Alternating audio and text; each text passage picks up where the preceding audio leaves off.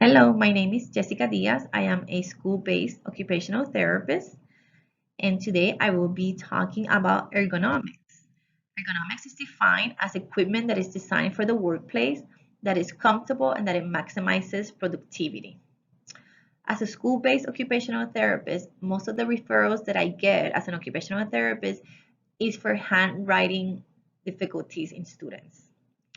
Many times when I go over to the classroom to observe the students in their natural environment, I see that the student is not sitting on the correct or the proper chair. Oftentimes the chairs are too small, too big, too low, or too high, and does not provide the appropriate support for the student. Ergonomics in the classroom. In order for our students to be successful completing their handwriting activities in the classroom, we must ensure that they are being supported with the right type of furniture.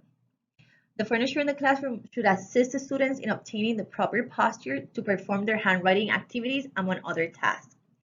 The optimal posture for handwriting is a 90-90-90 position of the hips, the knees, and the feet. When sitting in their chair, students' feet must be supported at all times. The elbows must be flexed at a 90-degree angle. There should be some abduction of the dominant arm, and the non-dominant arm is going to be flexed to stabilize the paper. The optimal classroom furniture should provide the students with the appropriate back support.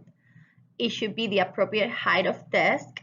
It should be the appropriate size of the chair, not too small, not too big, but just right to provide the right support for the student. The desk should be positioned in relation to the board so that students can see the board easily.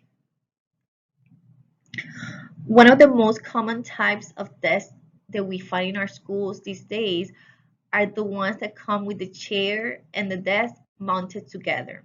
These are not always the best options for our students because all those chairs and desks are the same height and the same size, but not all the students are the same size and the same shape. The problem with these chairs is that the chair is too far from the desk. There's no way of adjusting it. And most of the time, the students end up having the wrong posture because they have to curve their back to reach the desk. Their arms are extended. Other times, they end up scooting to the front so they can reach the desk, and they are left with no back support. So this is just going to cause the students to get tired and fatigued during the day because they're constantly having to adjust their body to be able to complete their handwriting activities. Oftentimes when I walk into the classrooms to observe some of my students that the teachers have complained that have handwriting difficulties, I find that most of the time they're just sitting on the wrong type of chair. One of these examples is like this picture. The student in this picture is sitting on a chair that is just too small for her. As you can see, her legs are extended. She doesn't have enough space to sit properly with her knees in 90 degree and her feet on the floor because the chair is too small, the desk is too low, and she doesn't have the necessary space under to be able to sit properly and comfortably.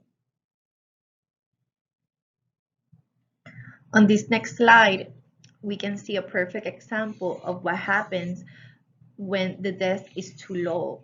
You can see how by the desk being too low, it's actually causing the student's back to curve because she has to constantly be bending down to be able to reach her desk. In this slide, we can see how the desk is too high.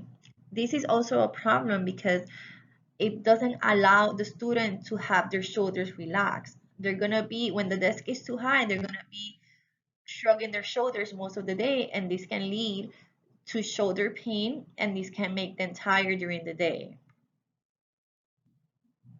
The lack of back support in the student chair is a big problem also, because this again can cause the student to curve their back, and it also causes them fatigue during the day because they have no proper back supports to rest their back during the day. This picture here provides us with a better look at what proper sitting posture should look like.